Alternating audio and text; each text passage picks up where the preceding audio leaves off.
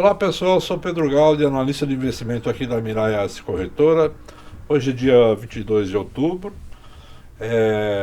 O Pra Ficar de Olho é um programa que a gente faz semanalmente. Ah, Cada vez que a gente vem aqui, a gente fala sobre um tema diferente. Nessa semana saiu o relatório da Vale de produção e vendas do terceiro trimestre. Então a gente vai falar um pouquinho sobre a Vale, né, sobre o cenário de mineração e como é que vieram os números, né, da Vale. Vamos começar antes de falar dos números, falar um pouco do que está acontecendo com o preço do minério de ferro, que vinha numa disparada muito forte e teve uma queda fantástica. E isso tem penalizado muitos preços das ações das mineradoras e das siderúrgicas, né? Não só no Brasil como no exterior, né? Vamos lá, quando a gente volta na Vale, né? A gente tem que lembrar que em 2015 teve o colapso da Samarco, né? A Samarco é uma empresa que estava relacionada com as pelotas, né? Então ela mandava material para o Espírito Santo para fazer as pelotas. Ela sofreu um colapso, barragem, né? Para variar.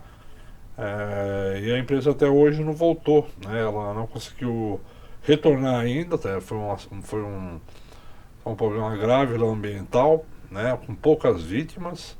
E no comecinho de 2019 teve o colapso de Brumadinho, com 300 vítimas e também problema ambiental menos danoso do que Samarco, mas também uma coisa grave, né?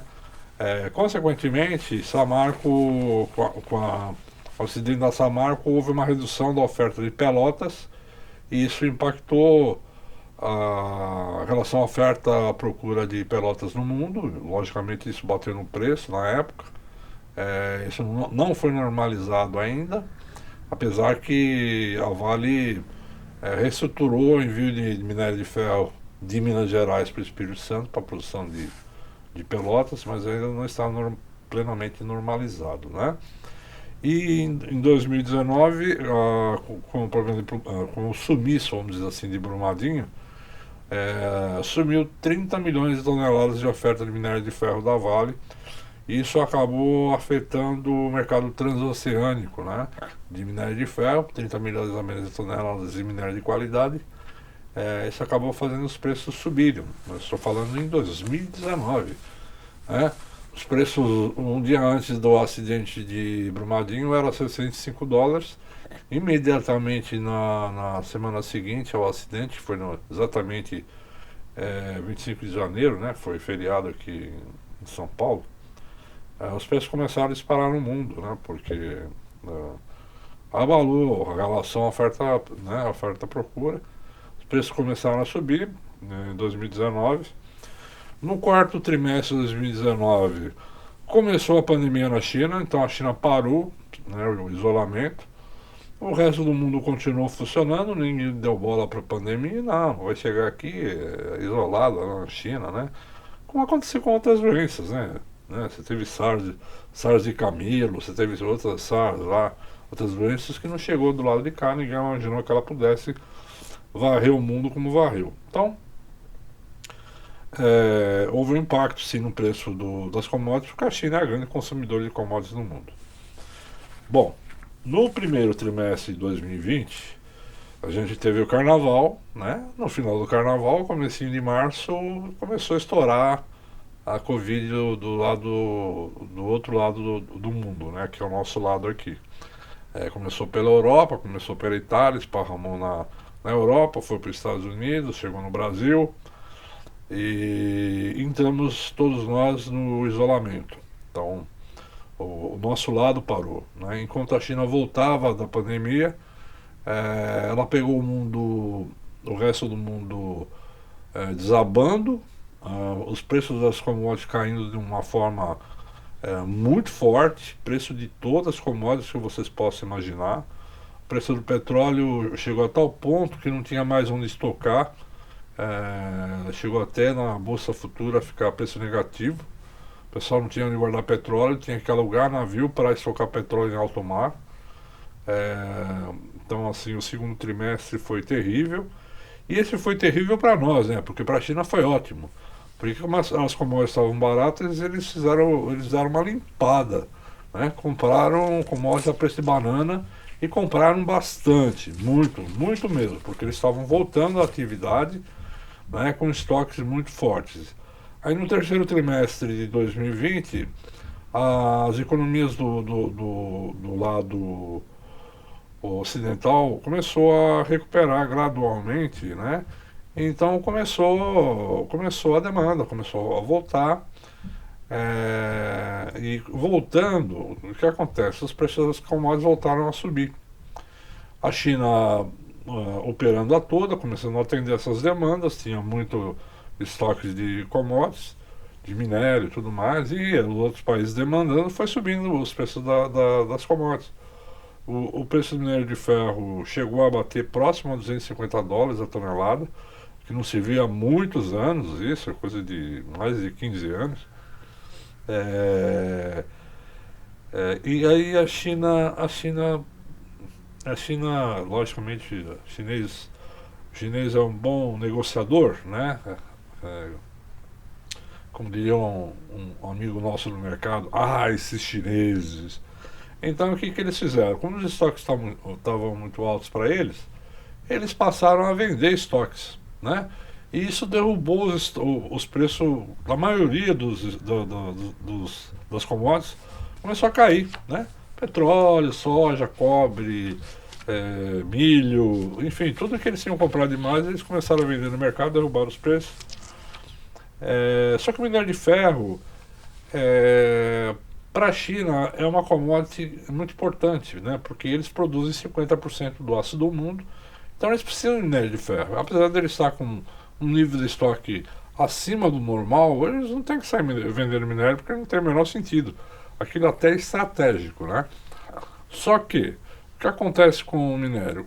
Como vai ter Olimpíada em fevereiro, né, do ano que vem lá na China, e todos nós sabemos que a China é o país mais poluído do mundo, e o Xi Jinping quer deixar uma foto bonita lá, para quem for lá para a China participar do evento, ele vai querer um céu azul, né? Não vai querer que o pessoal não enxergue o outro lado da rua, né? Que é a realidade do país.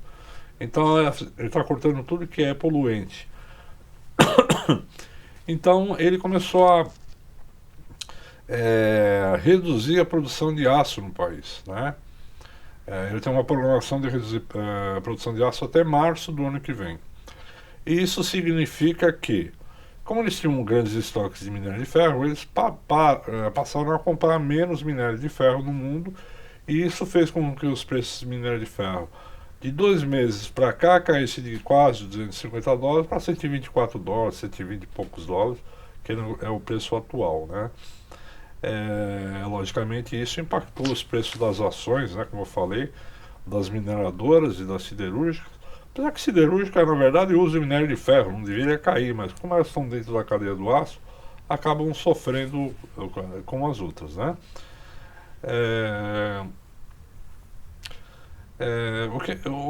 O que acontece? Então você teve esses acidentes aí em Samarco, Brumadinho, né?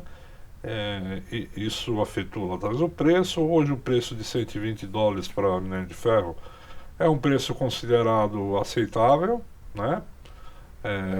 Logicamente isso vai impactar o preço do terceiro trimestre da Vale, da CSN Mineração, no caso, né? Que trabalha com minério, das outras mineradoras. E a tendência natural, depois a gente vai falar do relatório de produção no terceiro trimestre e das vendas. A tendência natural é que as mineradoras, vendo que a demanda cai por conta da China, elas vendam menos. Elas podem até manter produção, mas assim as vendas devem cair para equilibrar o mercado. Isso é natural, né? E, bom, vamos falar. Você tem um slide aí com justamente isso que eu falei, que é o tombo do preço do minério de ferro. Vocês percebem que lá para abril, maio, julho, os preços chegaram acima de US$ 220, né? E a partir daí começou essa história da China começar a mudar a política de carbono lá no país, né, mexer com siderurgia, e os preços do minério foram cedendo, né. Nesse slide aí vai até setembro mais ou menos, chegou a US$ 113, hoje está US$ 120, né, US$ 124 para ser mais exato. Então assim, é um tombo muito grande, lógico, a Vale saiu de R$ 120 para R$ 78 mais ou menos hoje. A tendência do preço do minério de ferro nessa atuada é continuar nessa faixa de 100 a US$ 120 mais ou menos. Pode ter um pico para cima, um pico para baixo, mas a tendência natural é que fique por aí. É interessante, na minha opinião, como está faltando insumos para as montadoras, chicote elétrico, chips. Isso é uma coisa que vai continuar por um bom tempo. Isso tudo por culpa da pandemia, né? Então você tem muita montadora parada, né? E a China é uma grande montadora de automóveis. Então isso veio a casar com a estratégia do Xi Jinping de reduzir a produção de aço, né? Logo que esteja normalizada essa questão de chip e chicote elétrico e insumos, enfim, para as montadoras, eles vão voltar com tudo, né? E aí esquece poluição, né? Eu não estou preocupado com isso. E aí vai voltar a demanda para esse minério de ferro, talvez volte lá na frente a ter um preço superior ao que está hoje. Mas a princípio trabalhar com US$ 120 até o final do ano é um patamar racional, né? Que eu vejo como normal. Vamos lá, relatório de produção, né? A Vale divulgou o relatório na parte de minério de ferro. A empresa produziu 89,4 milhões de toneladas, representou um aumento de 0,8% sobre a produção do terceiro trimestre de 2020. Lembra que eu falei, 2020 foi um ano prejudicado pela Covid, né? Então assim, foi 0,8% acima da produção de um trimestre que a gente estava voltando do isolamento. Então foi um pouquinho melhor, né? E dentro do esperado, nada muito diferente disso, tá? Na comparação com o segundo trimestre de 2021, foi um aumento de 18,1%. Então ela aumentou bem até no terceiro trimestre a produção, né? Então ela aproveitou isso para montar estoques estratégicos.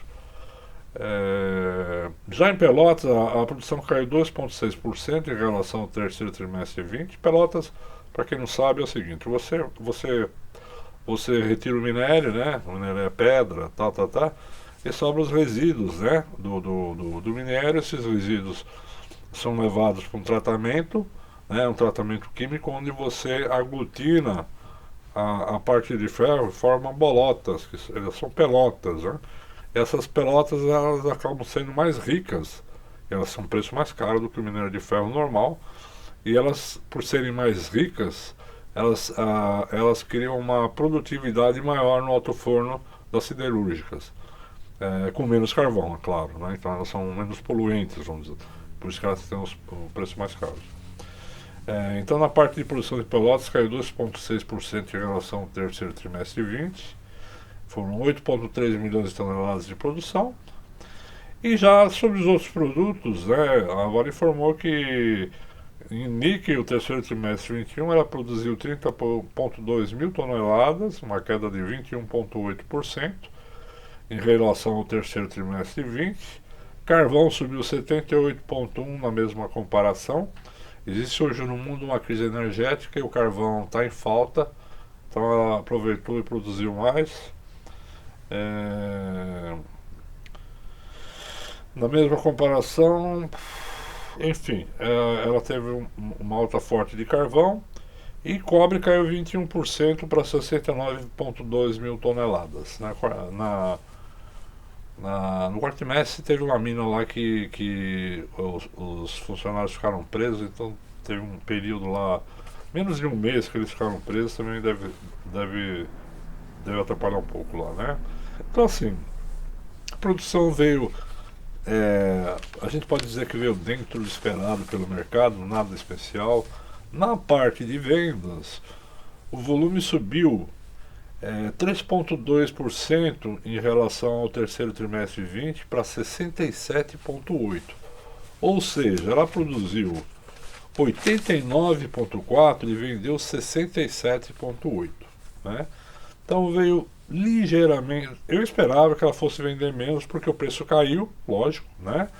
E como o preço caiu, seria mais interessante do ponto de vista estratégico você segurar o produto e manter estoque. Não, mas ela vendeu 67,8 milhões de toneladas.